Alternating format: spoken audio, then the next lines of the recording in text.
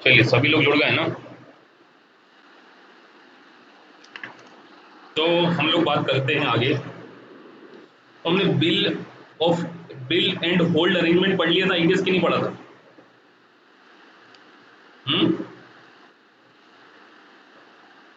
Hello, सभी लोग mute पे हैं आप। बिल एंड होल्ड पढ़ लिया था ना हमने। So which page? Page number 35, bill and hold arrangements. नहीं सर, ये वाला पार्ट नहीं हुआ था हमारा। नहीं सर। चलिए इसको पढ़ लेते हैं। The bill and hold arrangement are contract in which the entity bill a customer for product that is not yet delivered to the customer। क्या बोल रहे हैं कि हमने बिल तो बना दिया, entity bill a customer for product that is not yet delivered to the customer. Revenue can not be recognise in a bill and hold arrangement until the customer obtain the control of the product। तो अगर आपने केवल क्या किया है, bill बना दिया है और आपने सामने वाले को प्रोडक्ट डिलीवर नहीं किया है, तो क्या इस सच केस में हम लोग रेवेन्यू रिकॉग्नाइज करेंगे? तो not at all. Generally control is transfer to the customer when the product is shipped to or delivered to customer depending on the terms of the contract। shipped to और delivered to में क्या difference हो सकता है? What is the difference between shipped to और delivered to?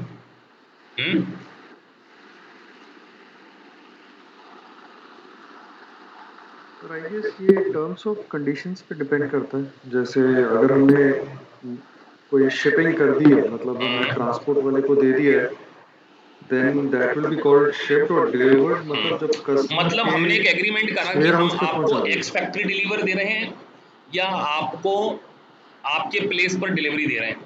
मतलब अगर हमने आपके वेयर शिफ्ट हाउस टू, पे, मतलब अगर यस। ऑनरशिप ट्रांसपोर्टर के पास जाते से ही दे दी, ट्रांसपोर्टर के पास आपने जब माल डाला, मान के चलिए मैं दिल्ली में हूँ और आप कनाडा में हो, मुझे आपके पास कोई गुड्स डिलीवर करना, मैं जाकर अपनी ट्रांसपोर्ट पे डाल लेता हूँ DHL ट्रांसपोर्टर, वहां जाकर मैंने अगर गुड्स डाल दिया तो वो क्या हो गया, शिफ्ट टू। और अगर मेरी कंडीशन ऐसी हो कि जब तक वो DHL आपके प्लेस तक माल नहीं पहुंचा देगी तब तक ओनरशिप ट्रांसफर नहीं होगी, then it is the condition of delivered to. तो वो डिपेंड करती है कि कॉन्ट्रैक्ट की क्या है। तो मान के चलिए अगर मेरी कंडीशन, हमारा एग्रीमेंट शिप टू बेसिस पर ट्रांसफर होता है, शिप टू बेसिस पे, तो अगर मान के चलिए गुड्स इन ट्रांजिट है तो वो मेरे लिए स्टॉक किसका है, बायर का कि सेलर का? अगर मैं बोल रहा हूं कि अगर terms and condition base on shipped to, मतलब कंडीशन कॉन्ट्रैक्ट की कंडीशन में लिखा shipped to, so in inventory will be recorded in which parties, buyer और सेलर। सर अगर इन्वेंट्री, डॉक तक पहुंच गई है तो फिर वो बायर की हो जाएगी। अरे मैंने पूछा इन्वेंट्री अगर शिप टू बेसिस पे एग्रीमेंट है, यहाँ लिख देता हूँ। स्क्रीन आ रही है शेयर कि नहीं? नहीं सर अभी तक।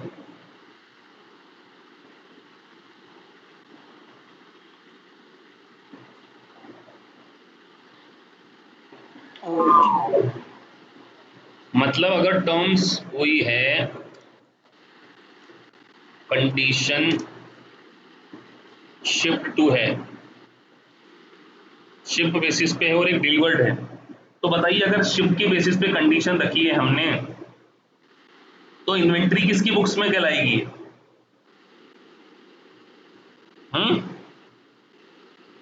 किसकी बुक्स में इन्वेंट्री कहलाएगी? सर बायर की। शिफ्ट टू में बायर की सेलर? बायर। सर अगर शिप किया बायर का। बायर। और अगर डिलीवर वाली कंडीशन है तो तब तक एंड तक तो फिर अभी तो तक यहाँ पर सेलर सेलर की कंडीशन में इन्वेंट्री कहलाएगी। मतलब आपकी डिपेंड करता है कि डिपेंड करता है कि अग्रीमेंट किस बेसिस पे। मतलब आशीष और मेरे बीच में एग्रीमेंट हुआ कि सर आपके पास जो बैकर के स्टडी मटेरियल है वो आप DHL पे ट्रांसफर कर डाल देना, बस मैंने DHL पे डाला, माल मेरे पार्ट से चला गया, मैं रेवेन्यू रिकॉग्नाइज कर लूँ। लेकिन अगर आशीष ने बोला नहीं, जब तक कनाडा में मेरे पास ये किताब नहीं पहुंचेगी सर मैं आपको पेमेंट नहीं करने वाला हूँ। मैंने ठीक है, अब हमारी कंडीशन कनाडा पहुंचने तक की, तो अभी माल रास्ते में है, तो क्या मैं रेवेन्यू को रिकॉग्नाइज कर लूं? अरे नो माल सर। रास्ते में है, should I book the revenue in my books? No sir. नहीं करेंगे, क्योंकि डिलीवरी यहाँ पे कंडीशन क्या है, डिलीवर्ड टू पे। जब तक आशीष को ये मटेरियल नहीं मिल जाएगा मैं इस सेल का मटेरियल की रिकॉर्डिंग नहीं कर सकता, बिकॉज आशीष और मेरे बिटवीन ये terms and condition delivered basis पर है। तो यहाँ पर ऑनरशिप क्या हो रही है, डिलीवर बेसिस पर trans.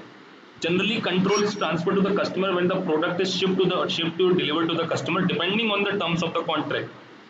For the customer to have obtained control of a product in bill and hold agreement, all of the following criteria must be met. तो कुछ criteria दे रखे हैं. There must be substantive reason for the arrangement. Example, customer has requested that arrangement because it does not have space for the product. तो यहाँ पर क्या है कि कस्टमर ने बोला कि भैया मेरे पास अभी जगह नहीं है, आप आपके पास माल रखे रखो। दूसरा, अब देखो इसमें लिखा क्या है, for a customer to have obtain control of the product. दूसरी condition, the product has been separately identified as belonging to the customer and the product is currently ready for transfer to the customer, the entity can not use the product or direct to another customer. अगर ये सारी condition fulfil हो जाती है तो माल का delivery भी नहीं दी गई है तो भी क्या रेवेन्यू रिकॉग्नाइज कर सकते हैं, यस और नो?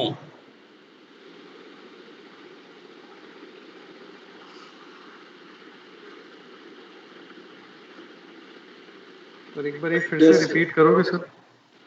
मतलब क्वेश्चन बोल रहा है कि हमें बायर ने सेलर को रिक्वेस्ट करी है, क्या क्या रिक्वेस्ट करी है, there must be substantive reason for arrangement, the customer has requested the arrangement because it does not have space for the product.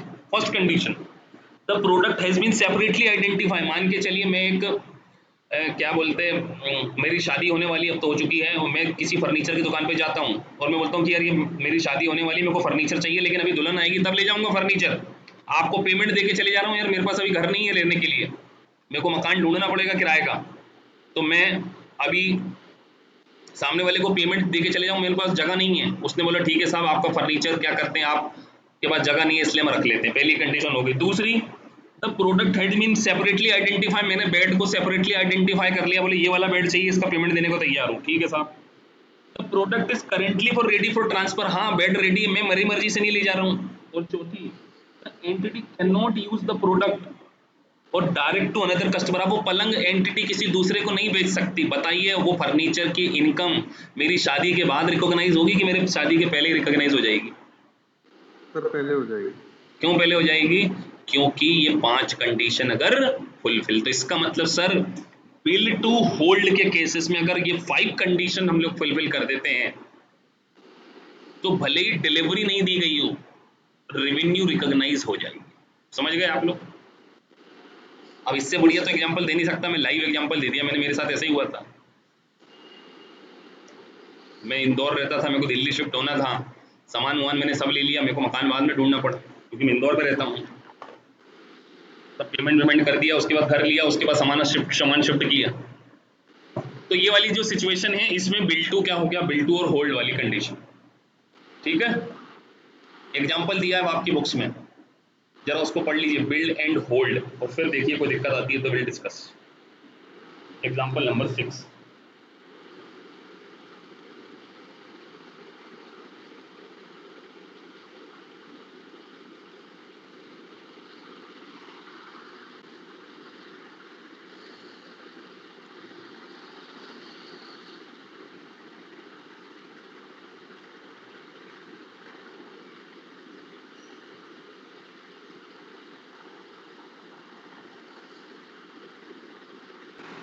On January 1st, Anderson Company entered into contract with Tanner Company for the sale of excavator and spare parts.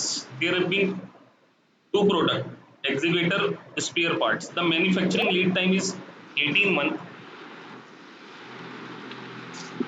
On July 1st of the following year, Tanner pays the machine and spare parts. On July 1st of the following year, the Tanner pays for the machine and spare part but only take possession of the machinery. इसका मतलब अभी उन्होंने केवल machinery का position लिया, उसका position नहीं लिया है स्पेयर पार्ट्स का. Tenor inspect and accept the spare parts but request that the parts be stored in Anderson warehouse because the tenor does not have place to store the parts and premises are very close to Anderson warehouse. ठीक है, ये भी ठीक है.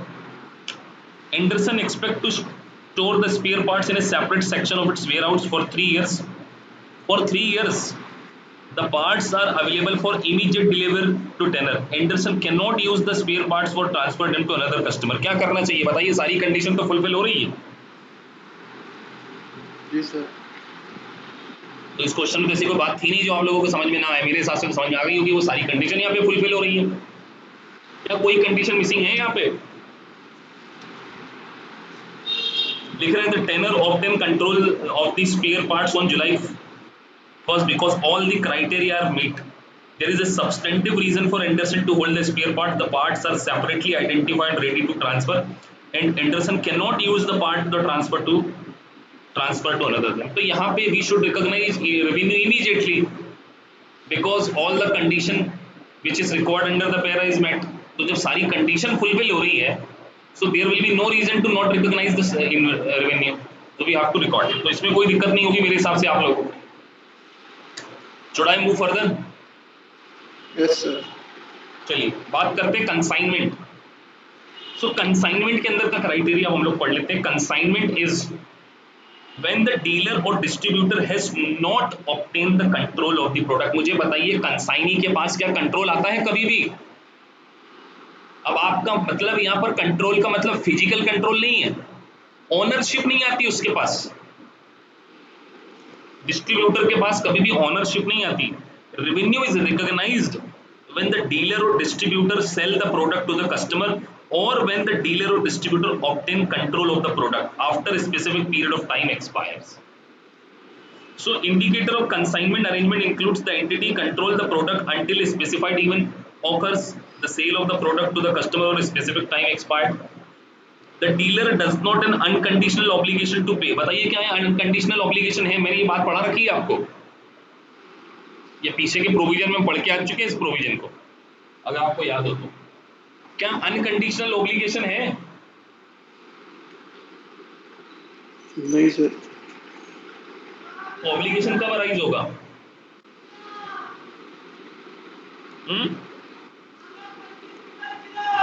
कब obligation कब arise होगा? अरे ऑब्लिगेशन कब अराइज होगा? सभी का म्यूट चल रहा है.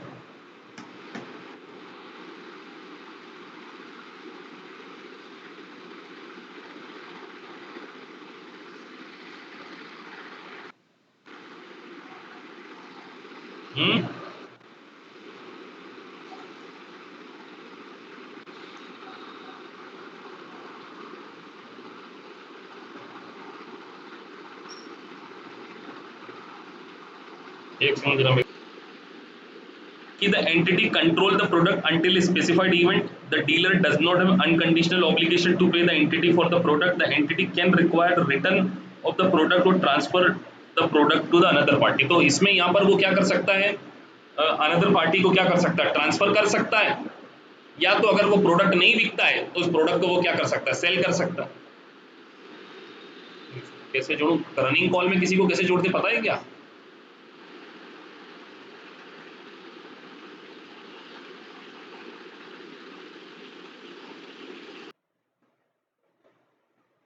हेलो पलाश, हेलो. Yes sir. बेटा भेज दूं क्वेश्चन तुमको? अब 1 घंटा तुम्हारे पास टाइम है, पूरा करके दिखाओगे मुझे? हाँ सर भेज दीजिए. अभी यहीं करोगे हैं लाइव?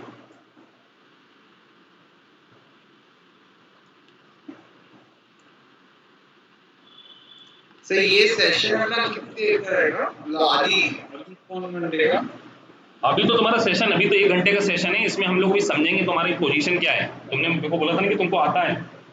Yes sir. अभी मैं तुमको जज कर रहा हूँ कि तुमको कैसे ट्रेंड करना है. ओके. तुम्हारी स्ट्रेटेजी क्या? मैंने तुमको 1 दिन का टाइम दिया था 2 अकाउंटिंग स्टैंडर्ड के लिए, कल शाम Yes, को 9 sir. बजे का टाइम दिया था. अब तुम मेरे Yes. सामने अभी इसको करोगे. Okay sir. मैं जरा बाकी स्टूडेंट को जोड़ रहा हूँ। तुम करो, तुम अपना करो, मैंने तुमको व्हाट्सएप कर दिया। ओके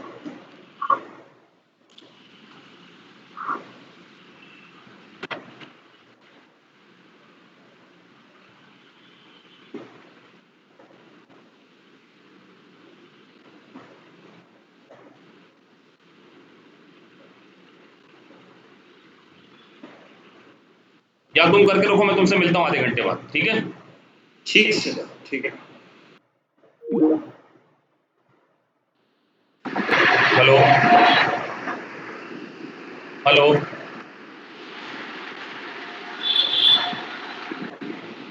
जी सर हाँ जी। तो यहाँ पर हमने कंसाइनमेंट सेल में क्या समझना है कि देखिए, कंसाइनमेंट सेल में सबसे पहले जो तीन कंडीशन लिखी, the entity control the product until specified event occurs, the dealer does not have unconditional obligation to pay and entity can require the return of the product. तो बताइए, जो कंसाइनर है वो कंसाइनी को बोल सकता है ना कि माल हमें वापस कर दिया जाए? नहीं बोल सकता है क्या उसको? सभी जुड़ गए ना?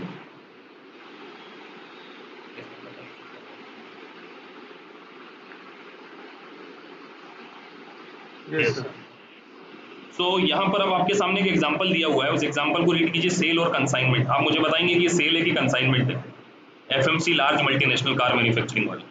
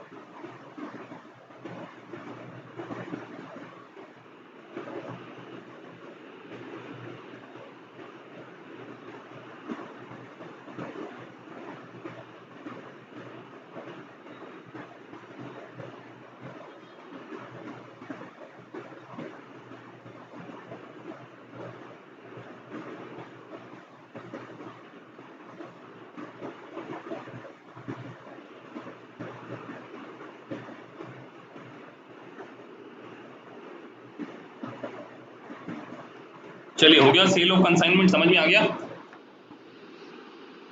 जी सर। Yes sir. आगे बढ़ जाऊं पक्का? Yes sir. चलिए आगे बढ़ते हैं। अब क्वेश्चन में बात कर रहे हैं वारंटीज। तो मुझे बताइए वारंटी क्या चीज होती है? What is the meaning of warranty? हमारे लिए एक्सपेंडिचर है, इनकम है, खर्चा है, क्या है?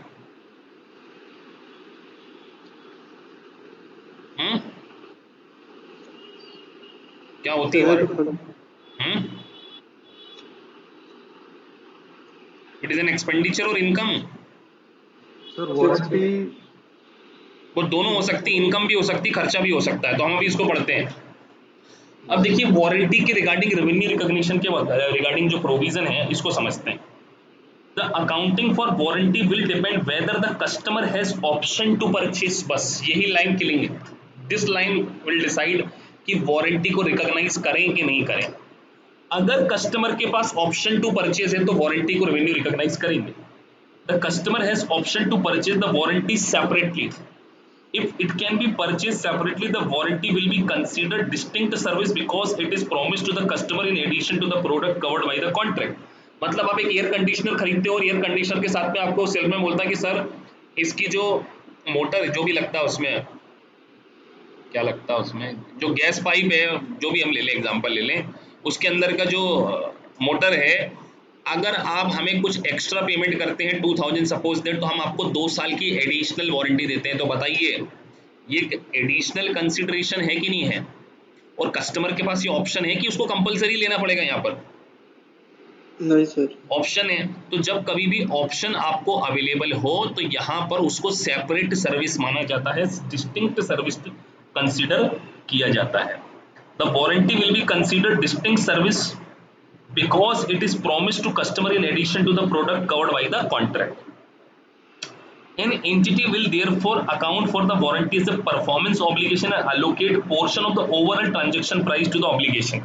इसका मतलब वो ये कहना चाहते हैं, एग्जाम्पल नंबर 1, हमने कस्टमर को बोला कि भैया ये 50,000 का जो आप एसी खरीद रहे हो ना, उसके साथ में आप 5,000 अलग से दो तो आपको 2 ईयर वारंटी मिलेगी। 2 ईयर आपको वारंटी दे रहे हैं। तो यहां पर उसके पास ये ऑप्शन है, तो फिर आपको एसी एक अलग सर हो गया, आपका गुड्स हो गया, और जो आपकी वारंटी चार्जेस हैं वो आपके लिए क्या हो गई? सेपरेट सर्विस हो गई। सर आप स्क्रीन शेयर करो। हाँ जी सर नहीं दिख रही है।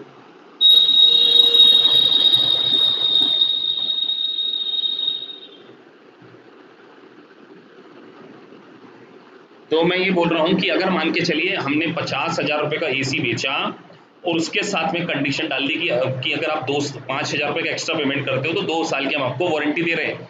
तो ध्यान रखना कि जो एसी अलग से रिकॉर्ड करेंगे और रेवेन्यू आपको वारंटी को एज ए सेपरेट और डिस्टिंक्ट सर्विस के रूप में क्या करना पड़ेगा?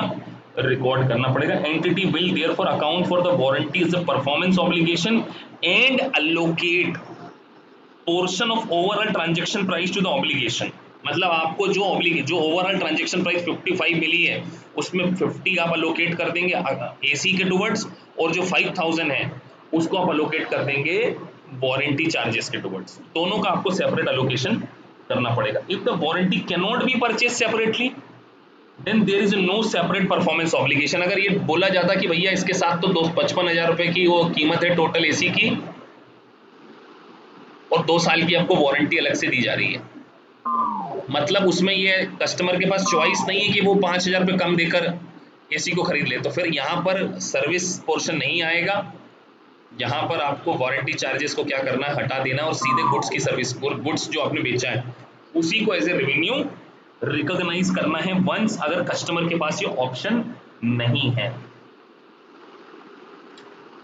An entity will therefore account for the warranty as a performance obligation and allocate a portion of overall transaction price to the obligation.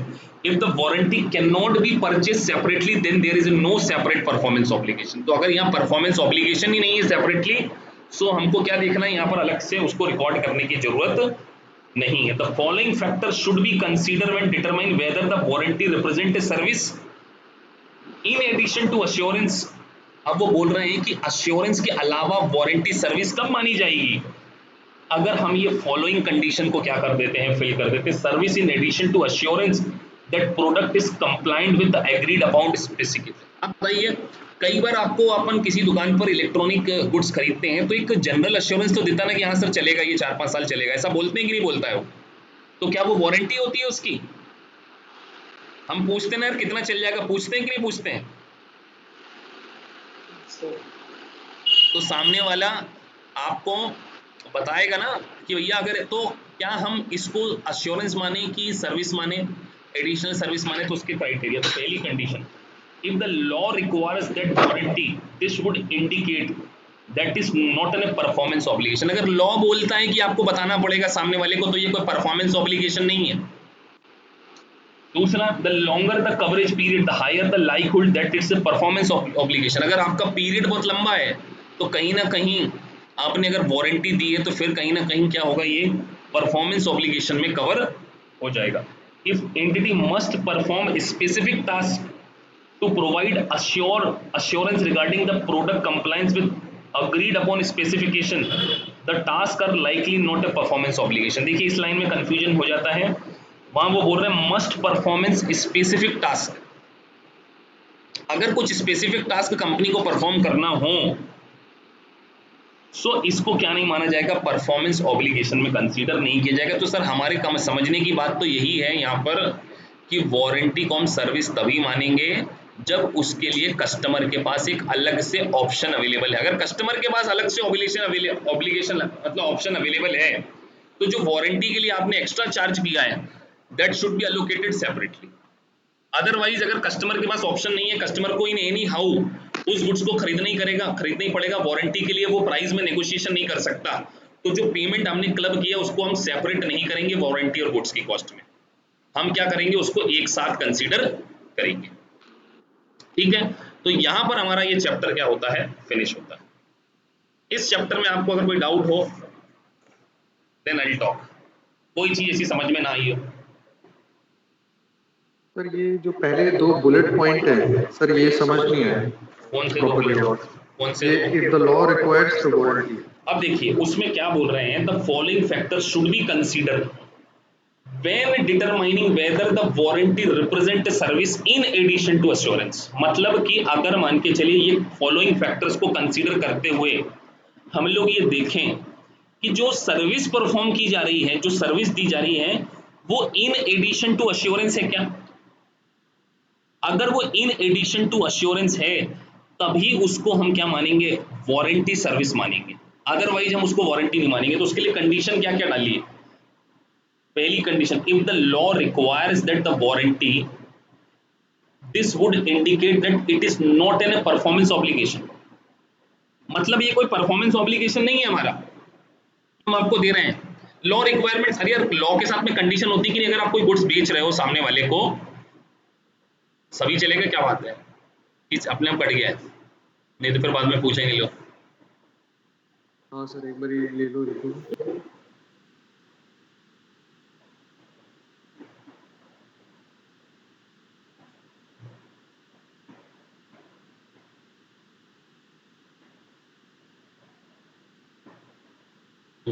इसमें तो जुड़ी दिख रही कीर्ति तो।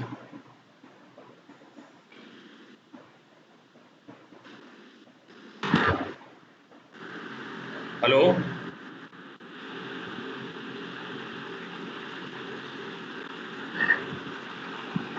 हेलो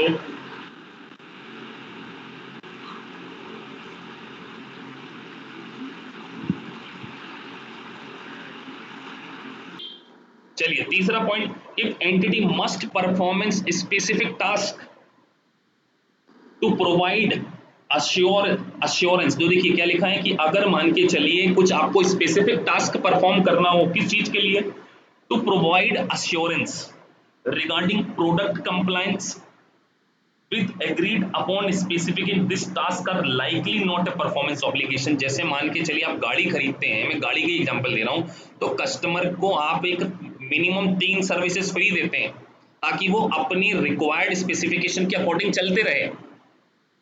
आप देते हैं कि नहीं मस्ट स्पेसिफाइड, उसके लिए कुछ चार्जेस लेते हैं क्या? अब आप बोलोगे सर हम ऑयल के चार्जेस लेते हैं, वो मैं बात नहीं कर रहा हूँ, मैं बोल रहा हूँ कि कुछ स्पेसिफिक परफॉर्मेंस को मेंटेनेंस करने के लिए आपकी विजिट होती है। आपने मान के चलिए कोई ऐसा प्रोडक्ट डाला है जिसमें कंपनी ने क्लॉज डाला है कि भैया हर 3 महीने में कम शुरू के 2 साल में हमारे यहाँ से हमारा सेल्समैन आएगा, वो आपके प्रोडक्ट की क्वालिटी जनरली आरओ में होता है, जो वाटर प्यूरिफाई होते हैं उसमें वो कंडीशन डाल देते हैं कि भैया तीसरी विजिट फ्री है हमारी, हम देखेंगे कि आपका टीडीएस पानी का वो जो है वो सही फिल्टर कर रहा है कि नहीं कर रहा है, क्योंकि हमारी की विजिट रिक्वायर्ड है टू परफॉर्म सर्टेन स्पेसिफिक। तो अगर कुछ इसके लिए हमको कॉस्ट इनकट करना पड़ता है जो कि सर्टेन परफॉर्मेंस को मेंटेन करने के लिए कंपनी को कुछ टास्क करने पड़ते हैं, तो it is not an performance obligation. अब तीनों मेरे हिसाब से क्लियर हो गए होंगे आपको, कि तीसरे में अभी भी डाउट है? सर तीसरे में डाउट है। अरे बाप रे, अब क्या डाउट आ गया तुमको? बोलो। एक बार तो आगे हो रहा है ना, वो थोड़ा कंफ्यूज कर रहा है कि एक बार रिपीट करो लास्ट में आप। मैंने लास्ट लाइन ये बोली कि अगर सर्टेन स्पेसिफिक को मेंटेन करने के लिए कंपनी को कुछ कंसीडरेशन पे करना पड़ता, कुछ खर्चे करने पड़ते हो, लिख रहे हैं ना, entity must perform specific task to provide assurance regarding product compliance with regard upon specification. The task are likely not a performance obligation. मतलब कंपनी को कुछ स्टैंडर्ड टास्क करने ही पड़ते हैं। आप बताओ, जब आरओ वाटर फिल्टर लगाया, वाटर प्यूरिफाई लगाया जाता है तो कंपनी की 3 विजिट फ्री होती है कि नहीं होती, कि भैया वो सही काम कर रहा है कि नहीं कर रहा है। आप सामने वाले को 6 महीने के अंदर फोन करो, वो उसके स्पेसिफिक परफॉर्मेंस के लिए आएगा, तो क्या इसको हम स्पेसिफिक परफॉर्मेंस मान लें, सेपरेट ऑब्लिगेशन मान लें? तो क्वेश्चन बोलते नहीं, क्योंकि अगर आपको प्रोडक्ट को एक स्पेसिफिक कंडीशन को मेंटेन करने के लिए कंपनी को कुछ स्पेसिफिक टास्क परफॉर्म करने हो, that will not be treated as an performance obligation. और अगर परफॉर्मेंस ऑब्लिगेशन नहीं है तो रेवेन्यू ही नहीं है, यहाँ पर वो एडिशनल सर्विस ही नहीं है, देखा जाए तो वो एडिशनल सर्विस नहीं है।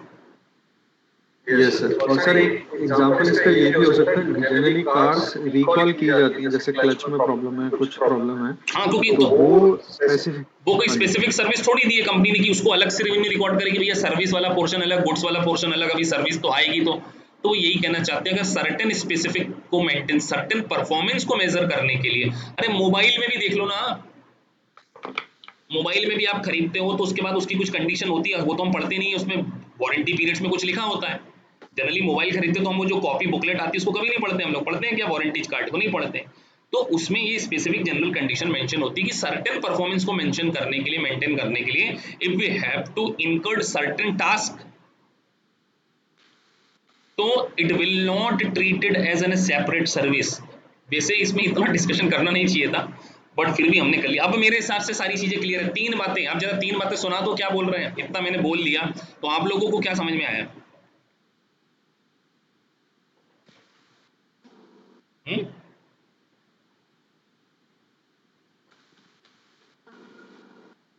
अरे अब तो बता दो सरदार जी, वो कीर्ति चक्कर में चलेगी, क्या बात है, इसको समझ नहीं आया कि क्या हुआ?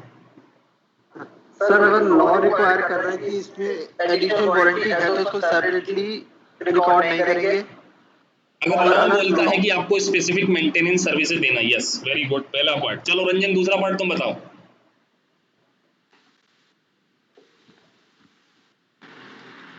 सर अगर लॉन्गर कवरेज पीरियड है तो we should record it as revenue. हाँ, we should not record as revenue, it's a performance obligation. हमको ये नहीं बोलना। वो क्या ये बोल रहे हैं कि वी शुड रिकॉग्नाइज, क्योंकि रिकॉग्नाइज करने के लिए एक ही कंडीशन थोड़ी है। ओके, रिकॉग्नाइज करने के लिए कितनी कंडीशन है आशीष? सर इसमें तो 3 कंडीशन है ना? ओवरऑल 5 कंडीशन है रेवेन्यू रिकॉग्नाइज करने की, 5 मॉडल जो शुरू में पढ़ाए थे। अच्छा हाँ, जो शुरू में पढ़े थे, हाँ जी सर। कि केवल परफॉर्मेंस ऑब्लिगेशन से ही आप रेवेन्यू रिकॉग्नाइज कर लोगे क्या? नो,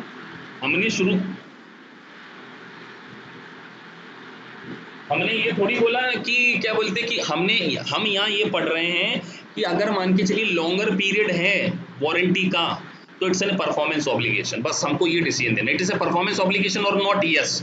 उसके अलावा 4 कंडीशन फुलफिल करेंगे, then we have to record the revenue. Revenue recognise की कोई एक ही कंडीशन नहीं है। Yes sir. कि हमने परफॉर्मेंस ऑब्लिगेशन कर दी, हमने किसी को सर्विस दे दी तो हम रेवेन्यू, अरे भैया कंसीडरेशन की अल्टीमेट सर्टेनिटी भी तो चाहिए, कॉन्ट्रैक्ट भी तो चाहिए।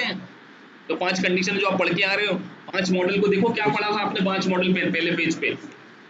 Yes sir, contract with the customer होना चाहिए, सेपरेट परफॉर्मेंस होनी चाहिए, ट्रांजैक्शंस प्राइस डिटरमाइन होना चाहिए। फिर वो जो कंडीशन हमने पढ़ी है तो उसको तो उसके अकॉर्डिंग ही चलना पड़ेगा ना हमें।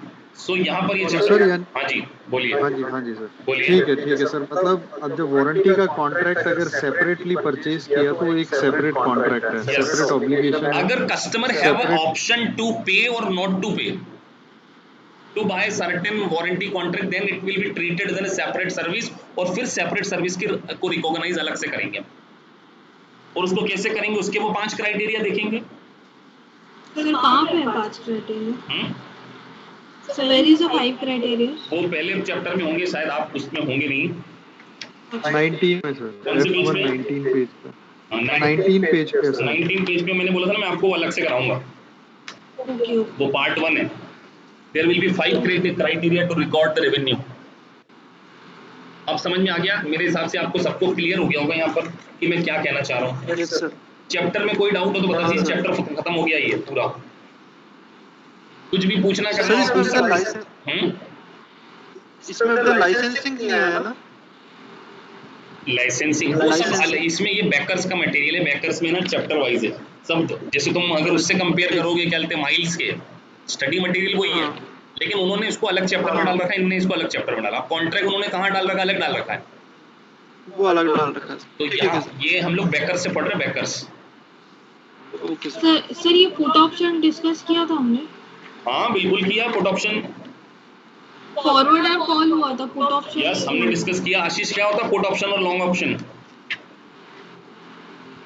सर पुट ऑप्शन में तो जब हम लीज वाला रिकॉग्नाइज करते हैं आई गेस। हाँ, जब मैंने बताया था कि अगर हमने सेल और रीपरचेस कर लिया और मान के चलिए हाँ जी। सेल प्राइस ज्यादा है और रीपरचेस प्राइस कम है, 5 लाख में बेचा और 4 लाख में खरीद लिया, तो 1 लाख रुपए क्या मान लेंगे हम लोग, लीज मान लेंगे, वो हमको रेंटल लीज इनकम मान। हुई एक तरीके से। और कॉल ऑप्शन मतलब हमने बेचा ज्यादा, बेचा 5 लाख पे और खरीदा 6 लाख पे, तो 1 लाख रुपए क्या है हमारा, finance agreement. This is called Financing। Call option. ये मैंने पढ़ाया है आपको, आप भी थे उस लेक्चर में। Okay I will revisit it. हो गया, अभी क्लियर हो गया। और कभी भी डाउट हो तो आप अलग से पूछ लीजिए, कोई दिक्कत नहीं है, अलग से हम दे देंगे। तो यहाँ पर ये चैप्टर यहाँ पर फिनिश होता है। अब मैं सोच रहा हूँ इसके कुछ क्वेश्चन किए जाएं आपसे, तो वो तुम्हारे पास वो उसका लॉगिन आईडी है ना, क्या नाम है रंजन, उससे कुछ क्वेश्चन निकालते हैं। जरा ओपन करके स्क्रीन शेयर कर दो इस चैप्टर की। सर एक सॉरी आपको इंटरप्ट कर रहा हूँ सर, उसके बाद ना ये एक छोटा सा पैराग्राफ है refund liabilities and right to return का वारंटी। अच्छा बचा हुआ इसमें, हाँ सर एक छोटा सा पैराग्राफ। चलिए उसको भी पढ़ लेते हैं। हाँ वो नेक्स्ट पेज पे, ठीक है। सो नेक्स्ट पेज पे एक और वो लिखा हुआ है, refund liability and right to return. Entity should recognize refund liability if it is received or will receive consideration from a customer and anticipate having it to refund a portion or all of the consideration। अब मान के चलिए customer से आपने कुछ पैसा ले लिया और जो मालूम है कि आपको उसको रिफंड करना है, तो क्या करोगे उसको बताइए। वो तो लायबिलिटी मानी तो जाएगी। उसको you should recognize as a liability or revenue? We should recognize as a liability. The refund liability represent the amount an entity does not expect to be entitled to receive। कुछ reason से उसने आपको ज्यादा पैसा दे दिया जिसके आप entitlement नहीं थे, बिकॉज आपने यहाँ पे कॉन्ट्रैक्ट नहीं किया था, परफॉर्मेंस ऑब्लिगेशन कुछ नहीं था, कंसीडरेशन अल्टीमेट नहीं था, मेजरेबल नहीं था। अगर वो क्राइटेरिया फिल नहीं होते हैं जो हमने पढ़े हैं, तो अगर मान के चलिए किसी रेवेन्यू को entity does not expect to entitle to receive, तो उसको क्या करेंगे, एज ए लायबिलिटी दिखाएंगे। For product with right of return which may involve customer receiving a refund, a credit or another product in exchange for original, an entity should recognize revenue। अब देखिए यहाँ पर अगर कस्टमर के पास right to return हो तो क्या हमें रेवेन्यू रिकॉग्नाइज नहीं करेंगे हम लोग? बिल्कुल करेंगे। Revenue for transfer product equalling the amount of consideration the entity expect to be entitled to receive. Revenue will not be recognise for product that title anticipating having to return. मतलब जिसमें हम anticipate कर रहे हैं कि return हो जाएगा, उसमें हमको रेवेन्यू रिकॉग्नाइज करने की जरूरत नहीं है। पलाश तुम जुड़ गए हो शायद, आई गेस। Yes sir. हो गया बेटा, क्वेश्चन दोनों हो गए। भेज दिया आपको। भेज भी दिए तुमने? हाँ अरे बड़ी स्पीड में कर दिए तुमने यार कुछ। दोनों हो गए तुमसे क्वेश्चन? Yes sir. ठीक है बेटा, फिर मैं तुमसे ना आधे घंटे बाद मिलता हूँ। A20 वाला जो है ना वो थोड़ा सा मेरे को और थोड़ा देखना है सर। वो A20 में अभी कॉन्फिडेंस। और तुमने ये डेफर टेक्स वाले में तो अच्छा कर लिया, देखता हूँ बाकी का। तो मैं तुमसे मिलता हूँ आधे घंटे बाद, 20 मिनट बाद, ठीक है, जिसमें हम डिस्कस करेंगे तुम्हारे क्वेश्चन को, ठीक है? तो तुम अभी इसमें बेटा अभी वो कर दो, लेफ्ट कर दो। हाँ अभी तुमसे मैं सर। तो 20 अभी अभी अभी आप इसमें क्या करवा रहे हैं अभी, मतलब बाकी सब? अरे ये बेटा सीपीए की क्लास है, ये यूएस वाले लोग हैं बच्चे सब। अच्छा अच्छा ओके ठीक। चलिए तो हम बात करते हैं परसेंटेज। हाँ, तो हम क्या बात कर रहे थे कि अगर मान के चलिए अगर आपके पास राइट टू रिटर्न है, राइट टू रिटर्न है, आपको पता है कि ये रिटर्न आ जाएगा प्रोडक्ट, तो क्या उसकी हमको सर्विस रिकॉर्ड करना चाहिए? नहीं सर। उसकी रिकॉर्ड नहीं करना चाहिए। Revenue for transfer product equalling the amount of consideration entity expect to be entitled to receive revenue. Revenue will not be recognised for product that entities anticipate having to return. तो उसके लिए हम क्या record करेंगे? इसे refund liability करेंगे। मान के चलिए हमने किसी को माल बेचा, वो डिफेक्टिव है, हमको मालूम है कि यार तो माल वापस आ जाने वाला है, तो हम उसको रेवेन्यू नहीं रिकॉर्ड करेंगे, हम इसको क्या करेंगे? रिफंड लायबिलिटी रिकॉर्ड करेंगे। Assets related to subsequent recovery of the product when the refund liability is settled. So अगर मान के चलिए रिटर्न लायबिलिटी सेटल कर दी और सब्सिक्वेंट उसको कोई डिलीवर कर दिया हमने, तो उसको हम क्या मानेंगे? फिर एज एसेट्स मानेंगे। चलिए तो अब जरा उसके कुछ क्वेश्चन करते हैं हम लोग। सर मेरी स्क्रीन दिख रही है? स्क्रीन है अभी तो नहीं आई किसी, मेरे को तो नहीं दिख रही।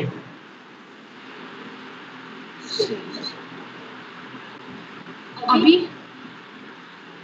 हाँ आ गई। आप सभी को दिख रही है स्क्रीन? Yes sir. तो ये ग्लैम का उससे वो है क्वेश्चन, तो हम क्वेश्चन ही होते हैं। बाकी आप लोगों के पास अब बेकर्स भी है, तो आप बेकर से आप अपने कर लेना। आशीष तुम्हारे पास माइल्स के क्वेश्चन है। Sir these two? Revenue from customer, हाँ ये वाला जो ये चैप्टर निकालो ना, डिसकंटिन्यू ऑपरेशन नहीं था वो, हमारा था revenue from contract with the customer और recognition of the revenue over time. ये 5 और 4th और 5th खोल लीजिए। हाँ Okay.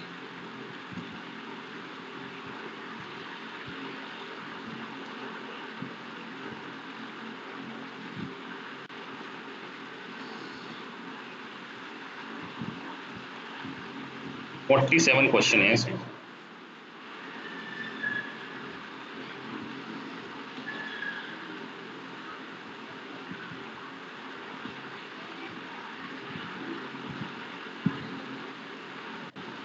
थोड़ा सा जूम कर दो बस उसको।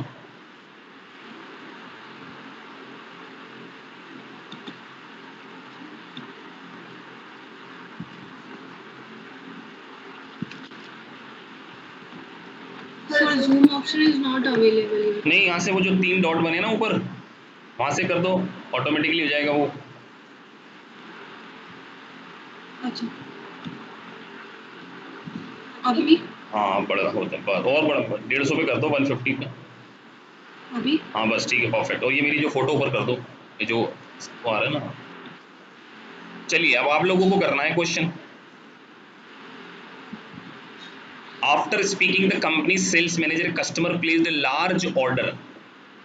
The customer has no immediate need to the product, so the customer asks the company to wait 60 days before delivering the product. In this case, the company should recognize the revenue for the sale with the order is. सबसे पहले रुपेंद्र सिंह जी आप बताइए इसका answer क्या होना चाहिए? अभी पढ़ाया है 2 मिनट पहले। पढ़िए, अपना अपना आंसर मुझे व्हाट्सएप करेंगे, उस पर क्लिक करेंगे फिर एंड में।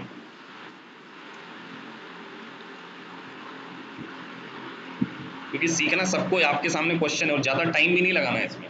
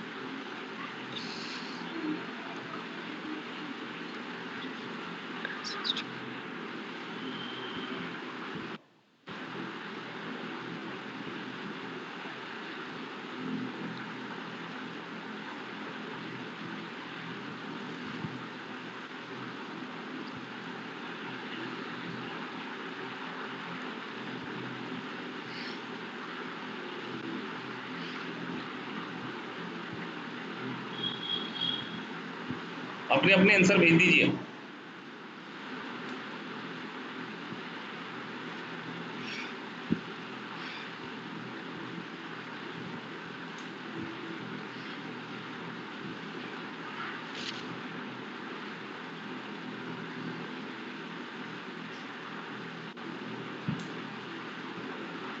After speaking the company sales manager customer placed large order, customer ने एक लार्ज ऑर्डर दिया। After speaking company sales manager the customer has no immediate need for the product, so customer asked the company to wait 60 days before delivering the product. In this case, the company should recognize revenue for the sale when the order is verified as stock by the company, packed and ready for shipment, delivered to the customer and placed by the customer. बताइए क्या place करते समय order हम कर दें? Customer ने order place कर दिया भैया, डी तो नहीं हो सकता, आपकी हो सकता है, डी ऑप्शन हो सकता है क्या इसमें? नहीं सर, डी नहीं होगा, हम्म, अभी लग नहीं रहा। Packed and ready for shipment. Packed and ready for shipment. आप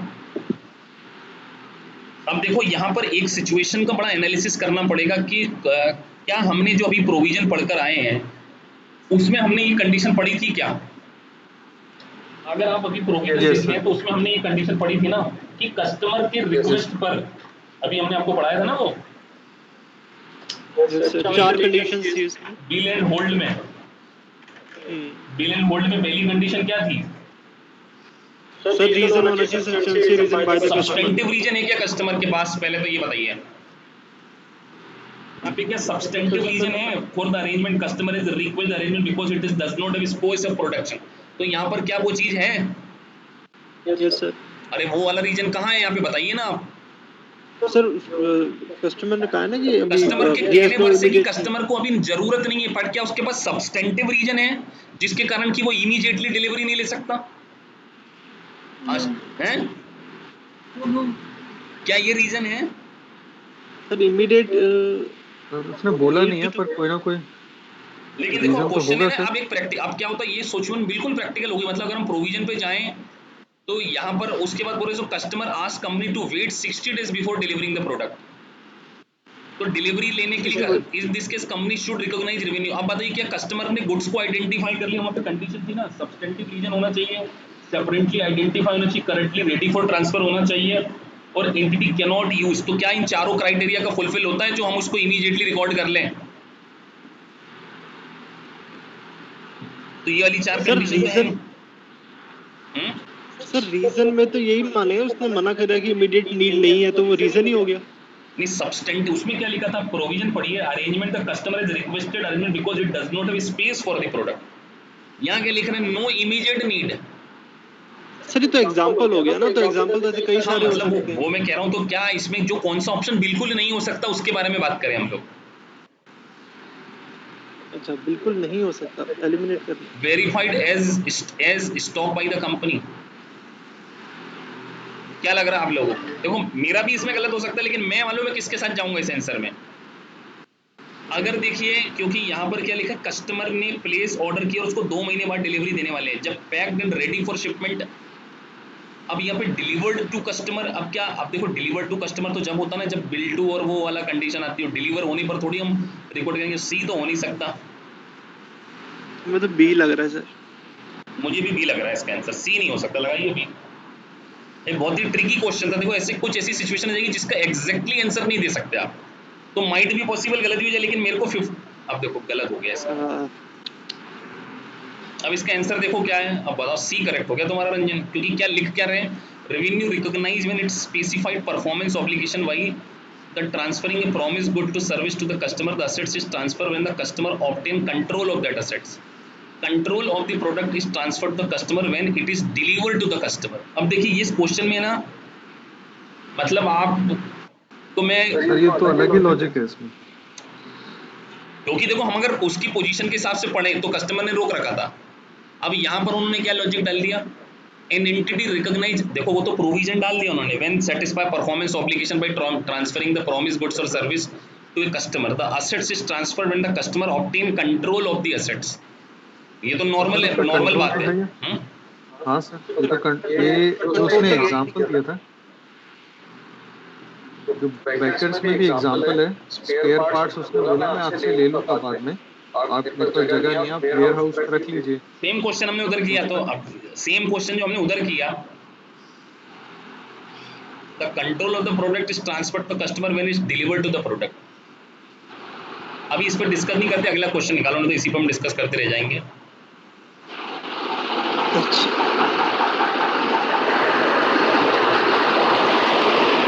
ये तो आना चाहिए, तो इसमें तो कैलकुलेशन वाला पार्ट है, देखो कैलकुलेशन वाले पार्ट में बहुत शोर हो रहा है, सर आवाज नहीं आ रही है। हेलो इसके यहाँ से आ रही है, सब अपना अपना म्यूट करना जरा एक सेकंड।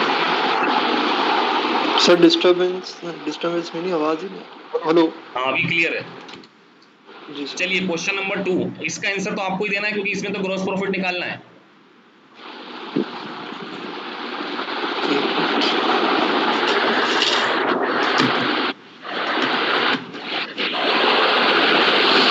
ये तो कंस्ट्रक्शन वाला क्वेश्चन है, इसका आंसर तो 100% सही आना चाहिए।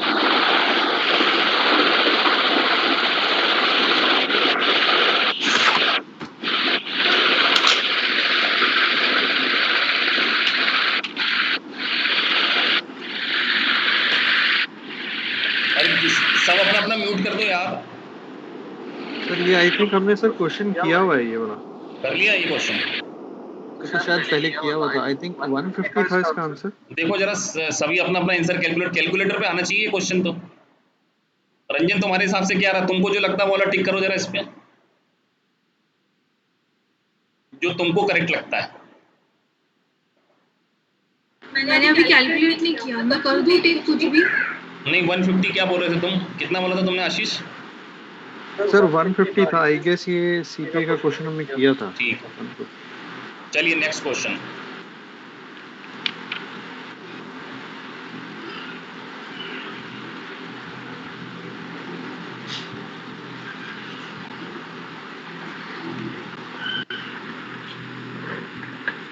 ये आप लोगों को बताना चाहिए, मेरे हिसाब से बेसिक क्वेश्चन है ये।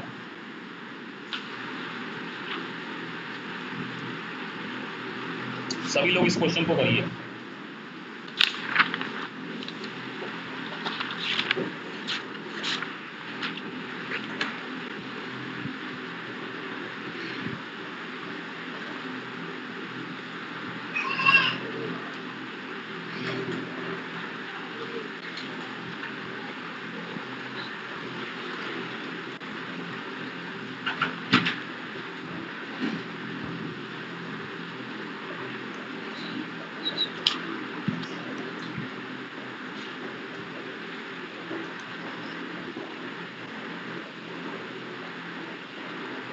मैंने आपको सिखाया भी है प्रेजेंट वैल्यू निकालना, आप लोगों को याद हो तो।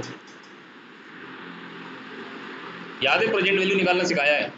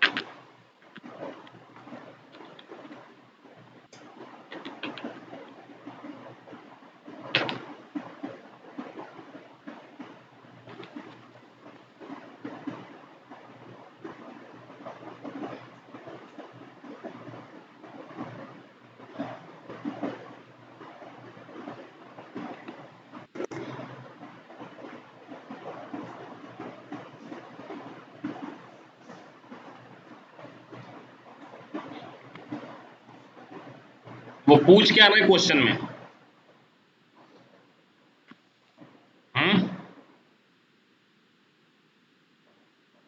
The customer obtain control of the machinery at the contract inception. The cash selling price of the machine is 250 lakh. Same determined that the contract includes significant financing component and the contract includes implicit interest rate of 10%. What amount of revenue and interest income from this country, if any, were recognized by the same in the year 2 पूछ रहे हैं, ध्यान रखना. Year 2 में हाँ, year 2 में पूछ रहे हैं. तो उसके लिए फिर आपको तो सर एक जस्ट एक वैसे लॉजिक है इसमें. पहली ईयर में at the end of year हमें एक पहली इंस्टॉलमेंट मिली 144049 की. तो दूसरे में भी हमें सेम इंस्टॉलमेंट मिलेगी. बस उसमें इंटरेस्ट इंक्लूड होगा, है ना सर. अब तो तुम डी बोलना, तो मेरे हिसाब से डी बोलना चाहोगे शायद, हैं? मैं सर डी बोलना चाह रहा हूँ क्योंकि क्योंकि तुमने टोटल लगा लिया 38,000 का होगा वो आ रहा है. 25,000 प्लस 1949, क्योंकि इसको शेड्यूल बना के करना था. डी लगाना जरा ऑप्शन, और माइनस करेंगे. Yes sir. पर तुमने वो शेड्यूल बना के करना पड़ेगा. तुमने मालूम क्या करा, 1,25,000 और 49. तुम शेड्यूल बनाओ जरा उसका शेड्यूल. सर 2,88,000 बनता है अगर वो दोनों करते हैं तो. दोनों इंस्टॉलमेंट देखें और माइनस 250 करें अगर कैश सेलिंग प्राइस है तो 38,000 का तो इंटरेस्ट इनकम मतलब टोटल इनकम बनती है. तो लास्ट ईयर में कितनी बनेगी? डिवाइडेड बाय 2 कर देंगे तो सर 19,049. नहीं, वो एवरेज क्यों करोगे तुम? हम क्या करते हैं, उसको क्यूमुलेटिव करके जोड़ दें और फिर उसमें से प्रिंसिपल और इंटरेस्ट शेड्यूल नहीं बनाते ऐसे. यार जो वैल्यू निकालते हो तुम, वैल्यू निकाल के उसकी जो प्रेजेंट वैल्यू जो निकालोगे उसके बाद उसमें इंटरेस्ट जोड़ोगे और इंस्टॉलमेंट माइनस नहीं करोगे. अच्छा ठीक है सर. इसमें से जैसे ये फर्स्ट हो ये गया, आप कह रहे हो. ये सेकंड हो गया, और टोटल उसकी क्या निकाल लोगे तुम? एक मिनट सर. 0 तुमने वो डायरेक्ट लॉजिक लगाने की कोशिश की. मैं भी पहले वही सोचा था कि क्या इसको बगैर उसके कर सकते हैं, लेकिन नहीं, आपको पहले दोनों की प्रेजेंट वैल्यू निकालनी पड़ेगी. दोनों इंस्टॉलमेंट की. हाँ, दोनों इंस्टॉलमेंट की प्रेजेंट वैल्यू से उसको कैपिटलाइज करोगे और फिर उसके ऊपर लगाओगे 10% और उसमें से माइनस करके जो अमाउंट आएगा. वैसे मेरे को ये आपको सिखाना पड़ेगा कॉन्सेप्ट. एक मिनट रुकिए. मेरे पास तो कैलकुलेटर नहीं है अभी, तो आप क्या करो, 144 की प्रेजेंट वैल्यू निकालो पहले.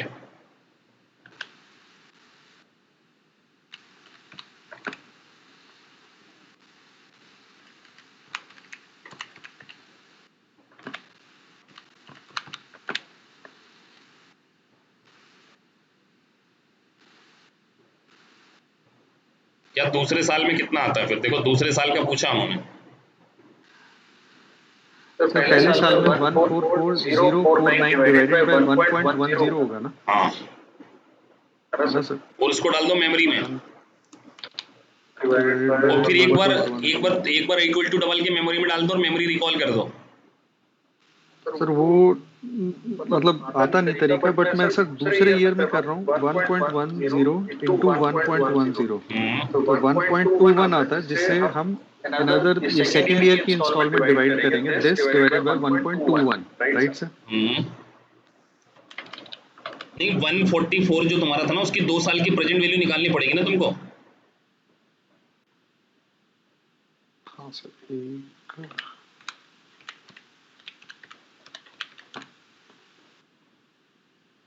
सर इसका लग रहा है आज की डेट में इसकी वैल्यू आ रही है 250,000. एक बार सर सी लगा के देखना. सी लगाना देखो. सी है क्या? तुम्हारा सी भी गलत है. मेरे को लग रहा है ये उसका करेक्ट होगा आंसर. मेरे पास कैलकुलेटर पर कैलकुलेट करना पड़ेगा, उसमें कैलकुलेट करना पड़ेगा प्रेजेंट वैल्यू निकाल के. सर एक बार मैं स्क्रीन शेयर करूं सर. हाँ, स्क्रीन शेयर करो. एक बार देख लेते हैं सर. फिर एक अच्छा क्वेश्चन है. तुम्हारी स्क्रीन में क्या है? कैलकुलेटर से कर रहे हो? सर मैं मतलब तरीका देख रहा हूँ सर इसका. सही कर रहे हैं कि इसमें नहीं कर रहे एक्सेल में. तो सर आपने बोला 144,049 डिवाइडेड बाय 1.10. ये वैल्यू आएगी फर्स्ट ईयर में। ऐसी सेकंड ईयर में भी करना पड़ेगा। हाँ सर, मैं इसको देखता हूँ। और अगर हम अब सेकेंड ईयर में करते हैं 144049, ये भी सेकेंड ईयर की इंस्टॉलमेंट है। इसको डिवाइड करो 1.10, पावर लगा के 2 कर लोगे एक्सेल में, पावर लगा के 2। हाँ सर, ना नहीं, इसको थोड़ी करना है डिवाइड। इसको डिवाइड करने के बाद जो फिगर आएगा उसकी पावर 2 करना है ना, उसको 2 बार इक्वल टू हाँ करो। सर, 1.10 की पावर 2 नहीं होगी सर? नहीं, ये इसको 1.10, हाँ, डिवाइड बाई 2 करोगे ना, 1 डिवाइडेड बाई 1.10 की पावर 2 बार नहीं करोगे? हाँ सर, वही कर रहा हूँ ना, 1.10 की पावर 2। एक मिनट, ये देखो, ये हो गया ना सर। मतलब अगर हम ये कहते हैं 1.10 मल्टीप्लाई 1.10, यही करना है ना सर? नहीं, 1 divided by 1.10 multiply equal to, calculator में प्रेजेंट वैल्यू निकालना है हमको।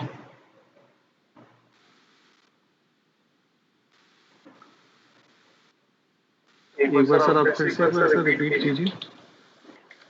Divided by 1.10। 1 डिवाइडेड, अच्छा तुम ऐसे कर रहे हो, पावर 2।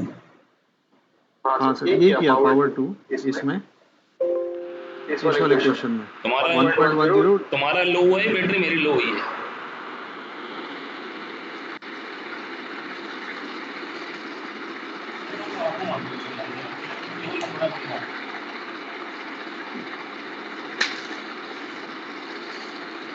जीरो, क्योंकि 2.5 लाख ही आ रहा है ओवरऑल। हाँ सर, ये तभी किया, तभी जैसे मैंने बोला 2.5 लाख का। पर अगर हम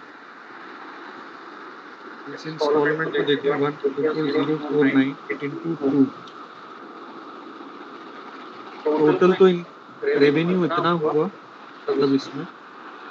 नहीं, तुमने वो, अरे ये तो तुम्हारा टोटल हो गया ना। अब इसके ऊपर, अब तुमने ये जो प्रेजेंट वैल्यू के ऊपर ही तो करते हैं इंटरेस्ट। अब इसके ऊपर 10%। हाँ, इसके ऊपर 10% लगा कर उसमें से इंस्टॉलमेंट, यही तो आपकी प्रेजेंट वैल्यू है। हाँ सर, तो वो तभी सर, अगर सी लगाया था 250,000 इंटू 10 तो 25,000 बनता है। 25,000 कैसे बनता है यार? इंटू 10।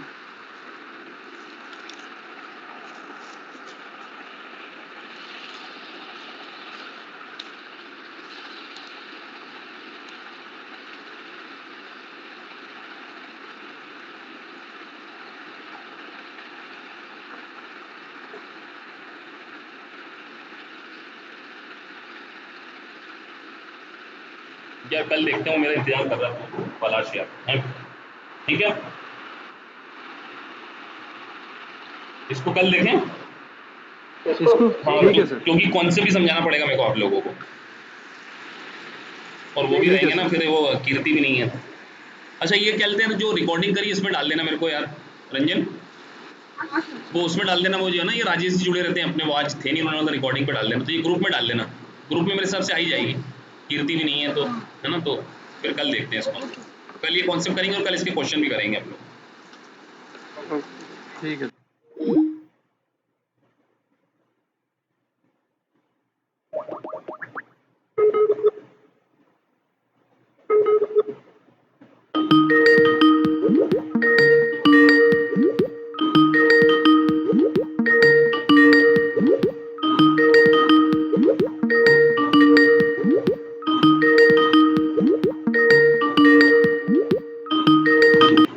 हेलो, हाँ बेटा,